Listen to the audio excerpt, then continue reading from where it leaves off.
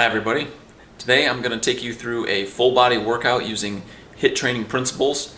It's going to be slow controlled tempo, 4 seconds down, 4 seconds up for all the exercises in order to increase safety and maintain muscular tension the entire time.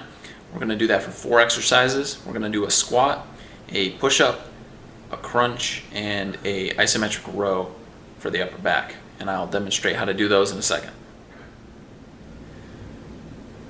Alright, for the squat, there's going to be 5 different levels of intensity based on how far you're moving through the range of motion. And you can apply this to the other exercises as well, except for the isometric. Now for level 1, being the most easy variation, is moving mostly through the top range of motion where you're at a greater mechanical advantage to do the exercise, and you're also pausing at the top. So you can hold your hands out in front of you however you want for balance. I'm showing you from the side so that you can see my hip movement. You're going to want to sit back as you go into your squat and only go down about a quarter of the way or so, trying to keep your back nice and flat, and then coming up. So you can pause at the top to make that a little easier, getting your legs pretty straight underneath you, taking 4 seconds to come down, 3, 4, and then coming right back up, 2, 3, 4. Pause for a second, and then go down. 2, 3, 4. Up. 2, 3, 4. Like that. You can actually put something behind you if you want in case you fall. This couch would be a perfect example, or a chair. In case I did lose my balance, I would be okay. I wouldn't fall all the way to the ground. That's the easiest. Now level 2, you're going to follow that same range of motion, going all the way from the top to about that quarter squat position or half squat position. But then at the top, you're going to immediately turn around and go right back down. So you don't get that benefit of the pause at the top, which is going to help you a little bit if you're not quite as strong yet. So that would be the next advancement that you can make, is removing that pause. Level 3, you can start to make it a little more difficult by making that range of motion a little deeper. So instead of going only half of the way down, you would go down to about here, and then you would come up only till your legs are mostly extended, but not all the way. So that's going to take a little bit of that break away from you that you get by standing all the way up. So you're basically doing the middle range of motion in the squat.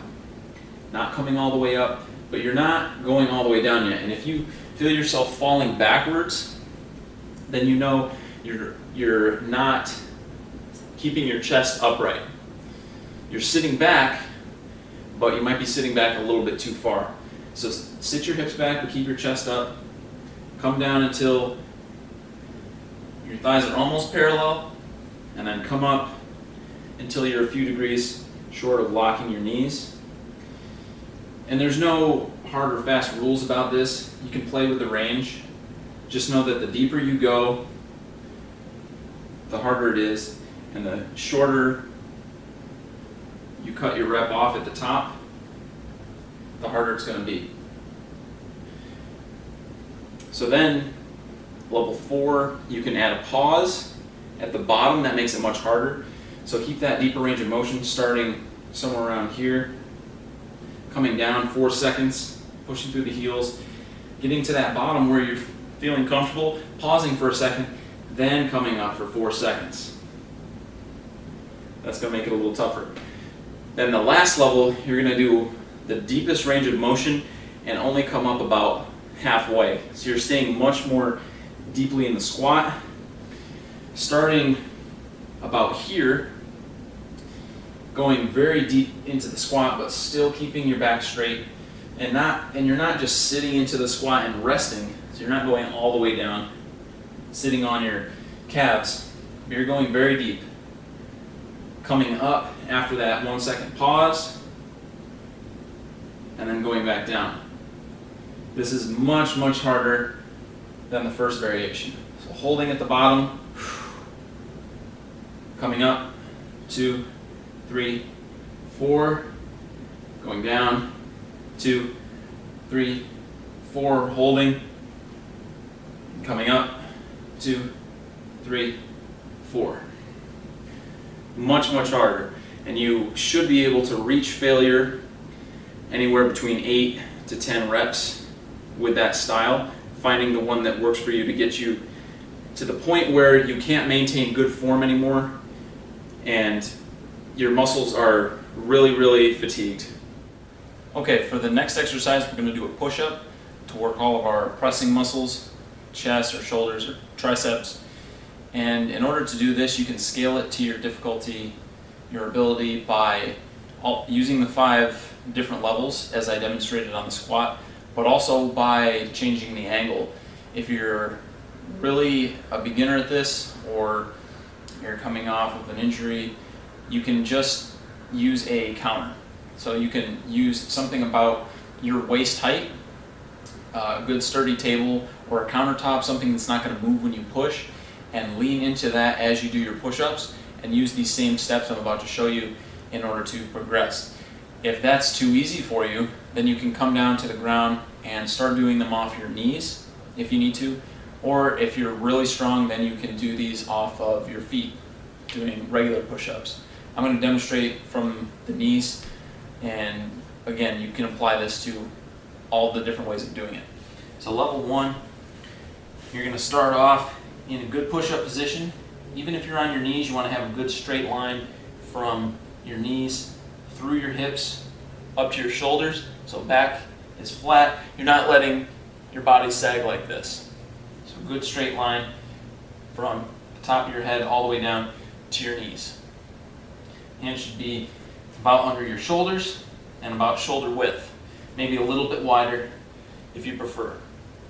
So you're going to start at the top, and level 1, again, we're working that top range of motion, only coming down part of the way, a little shy of 90 degrees, and then pushing up. And then again, with level 1, you can take that second pause at the top. You get a little bit of a break there with the arm straight, coming down and up, 2, 3, 4. Resting at the top, and then coming down. 1, 2, 3, 4. 1, 2, 3, 4, and holding. So that's level 1. Now, once you get the hang of that, level 2, a little harder. You're just moving through that same range of motion, but without the pause. So you take away that little bit of break that you get at the top of the rep. Level 3, still no pause, but you're going to move a little bit deeper, more through the middle of the range of motion. Okay, so set up your plank. Make sure you have good posture here. If your hips are tilted forward like this, that's going to put more pressure on your lower back. That's the same as sagging the hips down. So make sure your hips are tucked underneath. You can squeeze your glutes to do that. Make sure your abs are tight. That way you have a good flat back. All the pressure is in your core and in your arms and not in your low back. So for level 3, you can start about here with arms a little bit more bent, so you never get that full lockout relief. Coming down to a little past halfway and then coming up. 2, 3, 4, going down. 2, 3, 4, up.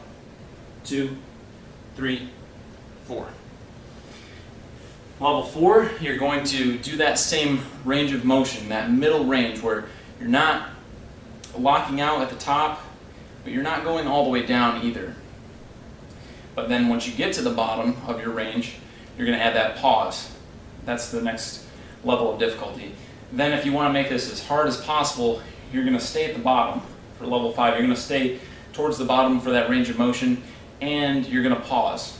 So you're going to stay down about this far. Make sure, again, hips are tucked, core is engaged, back is flat. Go all the way down to the bottom. Chest isn't touching though. I'm not resting on the floor. Still have tension in my arms. Pause, and then up. 2, 3, 4. Going down. 2, 3, 4. Holding. up, 2, 3, 4. And again, striving to reach that point of failure, muscular failure, between 8 to 10 repetitions. Okay, now we're going to move on to the crunch to work the abdominals. For this one, you're going to want to lay down. If you have a mat, that's great. You don't need one, as long as your back is comfortable. You're going to want your hips a little bit flexed so you can get your heels flat on the floor. And we're not going to hold our neck. We're actually going to use our arms as a way to scale the difficulty. So when you do level 1, the easiest variation, you're actually going to reach a little bit towards your knees. Your arms will basically follow the same angle as your upper leg. Starting in the down position, you're not fully resting your head, so there is some tension in your abs even at the beginning. And then you're going to reach along the angle of your hands, coming up 4 seconds, coming as high as you can. Notice you're not doing the sit-up, and then you're coming back down. 3, 4. Pausing at the bottom, so you get a little bit of a break here, but again, you should have some tension. Then coming up, 2, 3, 4, down, 2, 3, 4. So it's a very short range of motion, but it will fully engage the abs once you do enough repetitions. So that's level 1. Level 2, you're going to take away that pause, and you're going to move the hands, you're going to keep the hands at that angle, but take away the pause. So you're still going to come up, 2, 3, 4, down, 2, 3, 4, and then right back into it, going up again.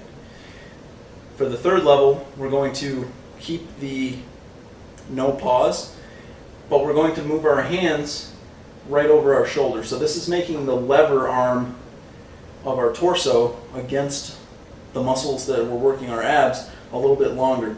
So this, you're kind of reaching through, and the weight distribution of your arms being a little bit more forward is going to help you sit up or into that crunch.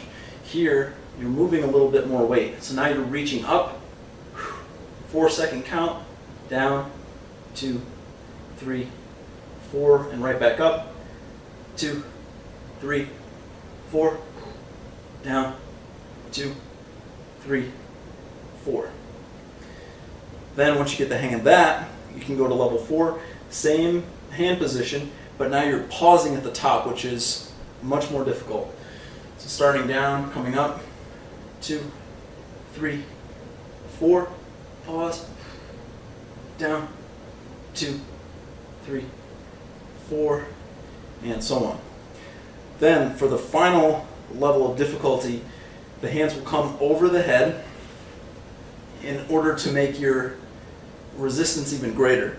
Now, because your hands are overhead, you're lifting a greater load. Even though the weight of your body hasn't changed, the position increases the force against your core. So hands are overhead, coming up, 2, 3, 4, down, 2, 3, 4, and then right back up. So you're pausing at the top of that range of motion in order to really squeeze the abdominals and get that maximum contraction. Again, you're going for 8 to 10 repetitions. At the point of failure, finding that difficulty to get you to that point. For the final exercise, the towel row, we're going to use a different protocol, but you're also going to need, obviously, a towel. Something like a beach towel will work, or even a towel that you would use for taking a shower. It just has to be pretty long. You're going to want to stand on the middle of it, and you're going to get into a lunge type of position, one foot in front of the other. Make sure your feet are fairly wide in this plane so that they're not lined up. That way you have some good side-to-side stability. You're going to want to get into a pretty decent lunge in a forward position so that you can really engage your upper back muscles right here, your lats. And what we're going to do is just squeeze the ends of that towel, leaning forward and pulling using your back. You can play with the angle a little bit. but you want to make sure that you feel it in the muscles right behind your armpits and not so much in the middle and upper traps, because those are obviously going to be a different muscle group and we're not trying to target those right now. The protocol for this is going to rely on using a timer. So on the spreadsheet I included a link to a timer, and it's already programmed for 3 30-second intervals. You can use any other timer that you have. You want it to be able to repeat every 30 seconds without you needing to touch it to reset it. So you're going to get into your lunge, grabbing the towel, and then you're going to start pulling with about 50% of your max effort for the first 30 seconds. So you're pulling moderately, and also important to note, you want to ease into and out of this tension. So when you start pulling, you're not just going to jerk into it, because then you can pull a muscle or hurt yourself. So you're going to slowly build that tension to the point where you get to 50%. You're going to keep pulling, breathing the whole time, not taking short breaths but deep breaths so that you don't get lightheaded, because you're going to be under tension for a whole minute and a half. Then once that first 30 seconds goes by, the timer goes off, you're going to pull a little bit harder. You're going to ramp up that tension to 70%. Now, once you get to that point, you're going to start to feel the fatigue. The level of effort might drop off, or the level of tension, but you keep your effort high. So the muscles are fatiguing, but you're still trying to pull at that perceived 70% of your effort. Then the last 30 seconds, you're trying to pull as hard as you possibly can. You're trying to rip the towel without bouncing or jerking or anything. You're just trying to keep pulling. Keep pulling as much as you can, all the way until that timer goes off, and then ease off that tension, and then relax. Now you may notice when you do this that the front leg gets tired. The quadriceps or even the glutes in the front leg get tight and sore, and that might be a limiting factor. You can do this alternating sides every time you work out if you want to incorporate that, or if it's too much of an issue, you can also do this from a squat. So I would encourage you to try that variation as well. It's going to cut down your towel length a little bit, so you're going to have to really bend over at the waist. Try to get your upper body parallel to the floor if you can.